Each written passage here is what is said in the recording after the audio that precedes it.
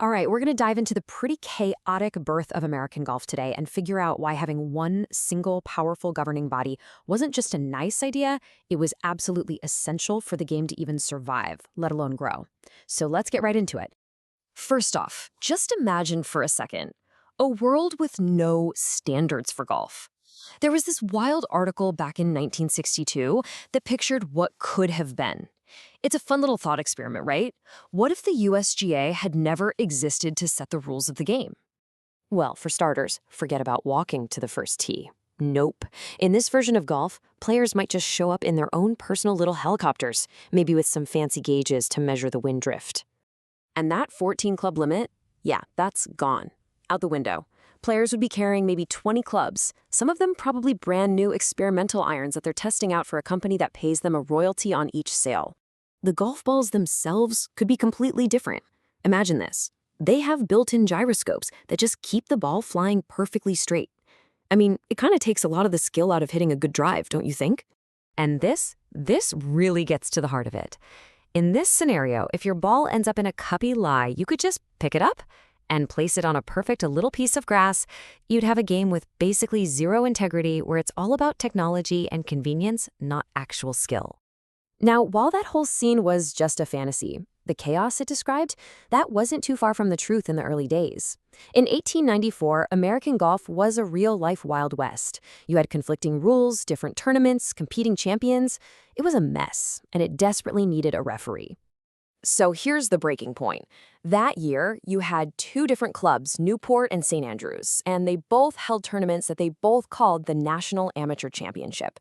They used completely different formats, and of course, they crowned two different winners. This created total confusion. I mean, who was the real champion? This chaos, as you can imagine, infuriated the players, especially the very influential and, let's say, notoriously opinionated Charles B. McDonald. He actually lost the Newport tournament by a single stroke after his ball landed near a stone wall. He was absolutely furious, arguing it wasn't even a proper hazard. This whole experience convinced him that the sport needed one central autocratic authority to prevent what he called mob rule. So, to finally put an end to all the confusion, and, to appease powerful guys like McDonald, a plan was set in motion. It was time. It was time to create that central authority. And the solution came together pretty quickly, actually. Right after those two controversial tournaments in the fall of 1894, Henry O. Talmadge, who was the secretary of St. Andrews, invited reps from 4 other major clubs to a dinner in New York. And that one meeting on December 22nd was about to change American golf forever. And here they are, the founding 5. You had Shinnecock Hills, the Country Club, St. Andrews, Newport, and of course McDonald's own Chicago Golf Club. They formed what was at first called the Amateur Golf Association of the United States.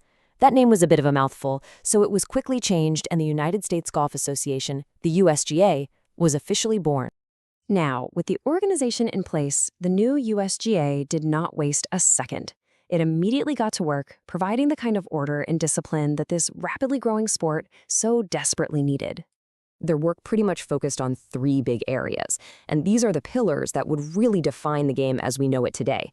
They oversaw official competitions, they provided services to clubs, and, maybe most importantly, they created regulations. Now, what's really interesting is the stuff that fell under regulations. The USGA started standardizing equipment, which meant banning some truly bizarre contraptions. We're talking about clubs that had mirrors on them for lining up putts, or even spirit levels built right into the club head.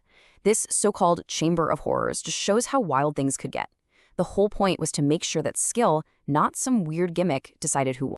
They also came up with a very strict definition of an amateur golfer. Now, this was a huge deal. It drew a really sharp line between playing for the love of the game and playing for money. It was a real effort to preserve what they saw as the true spirit of golf and keep it separate from all the commercialism. So with this stable foundation of rules and official championships, the USGA didn't just regulate golf anymore. It was now overseeing its explosive growth. The kingdom of golf was about to expand in a very big way. Let me put this in perspective for you. In 1895, the same year the USGA held its first official championships, there were only about 75 golf clubs in the entire country. That's it. A tiny, little niche community. But then, just 5 years later, by 1900, that number had absolutely skyrocketed to over 1,000, more than a tenfold increase. Golf wasn't just a sport anymore, it was quickly becoming a pillar of American life. And this quote from 1901 just captures that shift perfectly. Golf wasn't some strange Scottish import just for a few enthusiasts anymore. It had become a beloved American institution. It was really a perfect fit for the new suburban landscape, where people suddenly had more leisure time and were looking for new ways to be social and athletic. So the USGA brought order to a truly chaotic game over a century ago, and that allowed it to flourish into the sport we know today. But its mission to preserve the spirit of the game, well, that's a job that continues. And it leaves us with a question to ponder about its future, and maybe even ours. What sort of history are we writing today?